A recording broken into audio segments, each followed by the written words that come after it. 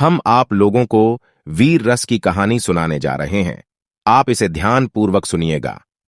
और यह कहानी इतिहास के पन्नों में वीर गाथा के नाम से जानी जाती है। यह कहानी उन वीरों की है जो अपने पिता की हत्या का बदला लिया, जिनका नाम आल्हा और ऊदल है। कहा जाता है यह बहुत बड़े लड़ैया थे। आल्हा और ऊदल बचपन से ही शास्त्र और ज्ञान के धनी थे। इनके ज्ञान और बल को देखते हुए इन्हें युधिष्ठिर और भीम के अवतार के रूप में भी मान्यता दी जाती है। इन दोनों का संबंध चंद्रवंशी क्षत्रिय बनाफर वंश से जोड़ा जाता है। आल्हा ऊदल की गाथा में दोनों को दसराज और दिवला का पुत्र बताया गया है। दसराज चंदेल वंश के राजा परमाल देव के सेनापति थे। ऊदल आल्हा से 12 साल छोटे थे। बताया जाता है कि आल्हा के पिता की हत्या के बाद ऊदल का जन्म हुआ था। मां शारदा के भक्त थे। आल्हा और ऊदल आल्हा बचपन से ही देवी मां के परम भक्त थे। एक बार उनकी भक्ति से प्रसन्न होकर मां ने उन्हें पराक्रम और अमर होने का वरदान दिया। आल्हा और ऊदल की गाथा में इन दोनों भाइयों के स्नेह और एकता का जिक्र किया।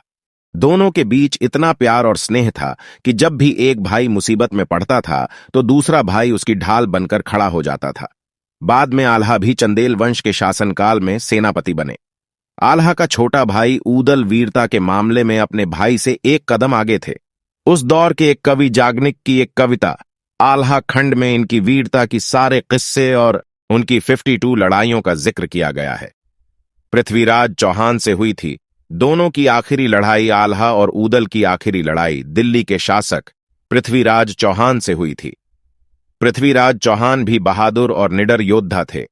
पृथ्वीराज ने बुंदेलखंड को जीतने के उद्देश्य से 11वीं सदी के बुंदेलखंड के तत्कालीन चंदेल राजा परमाल देव पर चढ़ाई की थी। उस समय चंदेलों की राजधानी महोबा थी। आल्हा ऊदल राजा परमाल के मंत्री थे। इतिहास में पता चलता है कि पृथ्वीराज और दोनों भाई आल्हा ऊदल के बीच में बैरागढ़ में बहुत भयानक युद्ध हुआ। इस युद्ध में आल्हा का भाई ऊदल मारे गए। आल्हा अपने छोटे भाई ऊदल की वीरगति की खबर सुनकर आपा खो बैठे और पृथ्वीराज चौहान की सेना पर मौत बनकर टूट पड़े। बताया जाता है कि उस वक्त आल्हा के सामने जो आया मारा गया। लगभग 1 घंटे के भीषण युद्ध के बाद पृथ्वीराज और आल्हा आमने सामने आ गए। दोनों में युद्ध हुआ और पृथ्वीराज चौहान बुरी तरह घायल हो गए। आल्हा ने अपने भाई ऊदल की मौत का बदला पृथ्वीराज चौहान को पराजित करके लिया। हालांकि माना जाता है कि आल्हा ने अपने गुरु गोरखनाथ के कहने पर पृथ्वीराज चौहान को जीवनदान दे दिया था। यह युद्ध आल्हा के जीवन का आखिरी युद्ध था। इसके बाद आल्हा ने संन्यास ले लिया और शारदा मां की भक्ति में लीन हो गए। राजा परमाल के ऊपर पृथ्वीराज चौहान की सेना ने जब हमला किया तो आल्हा ने पृथ्वीराज चौहान से युद्ध के लिए बैरागढ़ में ही डेरा डाल लिया था और यहीं मां शारदा के मंदिर में जाकर उन्होंने पूजा की। माना जाता है कि आल्हा को मां ने साक्षात दर्शन देकर उन्हें युद्ध के लिए सांग दी थी।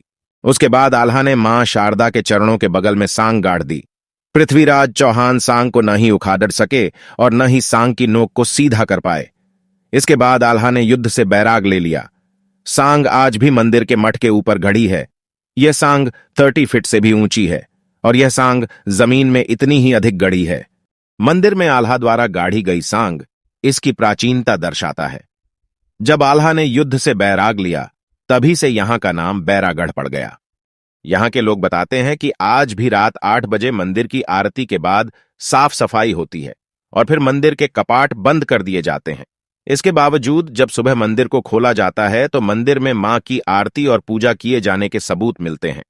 आज भी यही मान्यता है कि माता शारदा के दर्शन हर दिन सबसे पहले आल्हा और ऊदल ही करते हैं। क्योंकि उन्हें अमर होने का वरदान था, इसलिए बुंदेलखंड के कुछ लोग आज भी मानते हैं कि आल्हा जिंदा हैं। आप लोगों को आल्हा और ऊदल की वीर गाथा पसंद आए तो लाइक और सब्सक्राइब जरूर करिए।